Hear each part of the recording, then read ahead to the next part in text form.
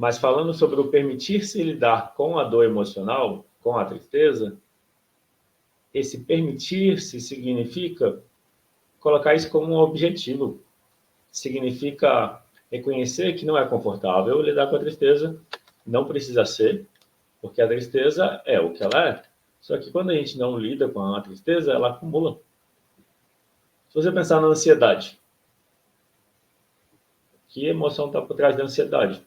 Você pode perceber raiva, tristeza, medo. Quando você cuida da tristeza, quando você cuidar da tristeza, significa cuidar do eu emocional que está triste. Isso é o cuidar da tristeza. Cuidar da tristeza é conversar com a gente, mas de uma forma positiva.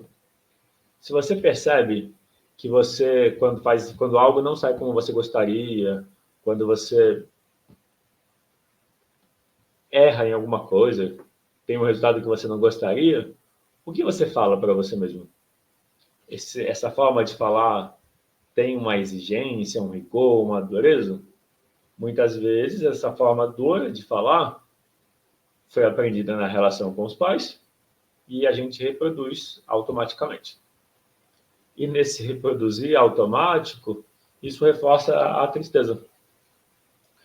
Uma história minha, a questão da exigência. Geralmente, quem é exigente não percebe que é exigente. Eu comecei a fazer as formações em diferentes terapias em 2011.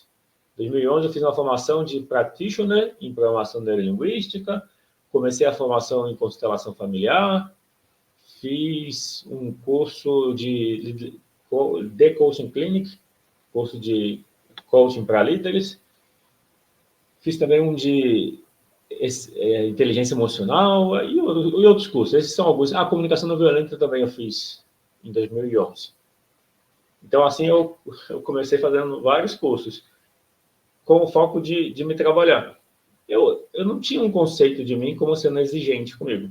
No ano seguinte, eu estava numa formação era imersão de 9 dias, era coaching integrativo sistêmico, que usa constelação familiar, programação neurolinguística, usa hipnose, usa várias ferramentas para trazer mudança, trazer resultado. Foi com um alemão, Bernd Izzard. Aí, nesse curso, como fazer exercício em duplas, a gente aprendia, tinha a demonstração, a explicação e tinha a prática.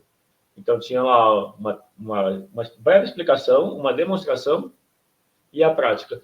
Aí, na prática, conversando com a pessoa que estava comigo, nem lembro quem era, daí a pessoa falou para mim, você é muito exigente, né? Eu falei, não sei. Mas você está dizendo? Aí a pessoa falou, você podia olhar para isso na sessão que a gente vai fazer. Eu falei, tá bom. Eu falei, eu estava sendo sincero, estava sendo honesto. Eu não me via como exigente. Mas, já que você está percebendo que eu sou exigente, vamos olhar para isso. Era uma constelação que usava várias ferramentas. E aí foi bem interessante. Nessa ocasião, eu ainda estava no Exército. Eu fiquei no Exército 17 anos.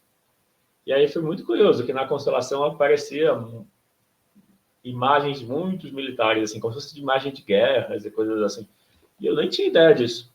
E pessoas muito como se dentro da constelação, como se fossem militares de alta patente, assim, com muito rigor, muita cobrança, muita atenção. Fez muito sentido. E aí, dentro da constelação, que era uma constelação, tinha os movimentos de solução, de reconhecer, de incluir, de integrar, e aos poucos foi suavizando aquela exigência, aquele peso. Foi muito interessante, porque eu não tinha consciência. Eu achava que eu fazia o mínimo. E em alguma medida tinha contexto que eu fazia o mínimo, assim. Eu reconheço que tinha contexto que eu fazia o mínimo. E meio que tinha situações que eu fazia muito, me cobrando, e tinha situações que eu testava e buscava fazer qual era o mínimo para poder ter tempo livre, ter liberdade para outras coisas. Nessa mesma experiência desse curso, esse curso foi o nível master eu fiz desse coaching integrativo sistêmico. Eu fiz 2 formações de 9 dias em imersão. Uma que foi o nível professional e 2 semanas depois teve 9 dias de imersão num hotel no interior de São Paulo do Master Coaching Integrativo Sistêmico. E aí, nesse segundo, que era o Master Coaching, tinha gente de vários países, tinha um argentino. E esse argentino, ele era médium, canalizador. Eu nem sabia o que era isso. Mas eu pensei, bom, deve ser interessante. Aí teve um dia que alguém avisou que ia ter uma sessão de canalização do Alejandro, desse argentino. Aí eu terminei de jantar e desci para a sala. Desci da sala porque o restaurante, o lugar do jantar era mais alto, das refeições, e a sala caminhava uma descidinha assim. E aí estava uma roda de pessoas e o Alejandro, o argentino, respondendo as perguntas. E conforme eu chegava, eu estava ouvindo a última resposta que ele estava dando. E a forma dele de falar naquela resposta era uma forma bem assim: você não está se esforçando, porque você veio fazer várias coisas para a pessoa que tinha perguntado. Você sabe que você pode fazer mais, você está deixando para lá. Eu pensei, é um tom rigoroso. Fiquei um pouco preocupado com como seria a minha vez. E aí eu pensei, eu quero perguntar, já que pode perguntar, mas o que eu vou perguntar? O que eu vou perguntar? O que eu vou perguntar? Eu fiquei me perguntando o que eu perguntaria. E avaliando, eu quero perguntar alguma coisa que seja importante saber para mim a resposta. O que eu vou perguntar? Aí veio. A pergunta foi: eu sinto uma tensão aqui nessa região das costas, e essa tensão começou há 2 anos. Então, isso era 2012, a tensão tinha começado em 2010, nessa região aqui. De ficar estalando, de incomodar. E não foi acidente nenhum, foi só que começou. Eu percebi que tinha atenção e antes não tinha. E essa foi a pergunta.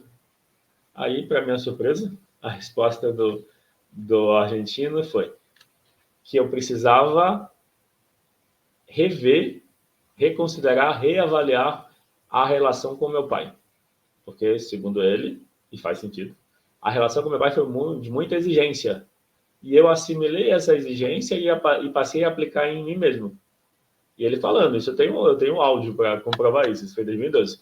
E ele falando, essa tensão é uma forma de o corpo sinalizar que você está sendo exigente com você e essa exigência está impedindo a criatividade de fluir. A criatividade é uma energia feminina. Você tem muita criatividade e você não está dando uma vazão, uma expressão para essa criatividade.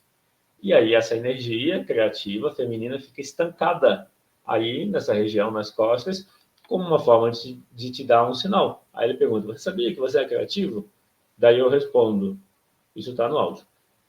Eu gosto de ficar inventando coisas, eu não gosto de repetição. Eu busco sempre aquilo que eu faço, na vez seguinte eu busco fazer algo diferente, me desenvolver no processo.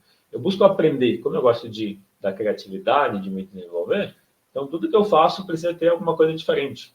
E nisso eu vou aprendendo. E aí ele falou, ele respondeu assim, não basta pensar. A criatividade precisa ser expressa.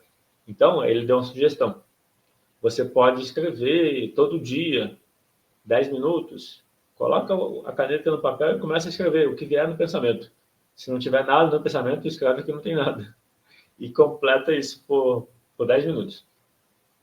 Eu achei bem interessante. Por um tempo eu fiz, depois eu encontrei outros caminhos para desenvolver a criatividade. E aí me surpreendeu a conexão da exigência. Então, ali, 2012, foi o ano que eu percebi a questão da autoexigência. Por que eu estou falando isso?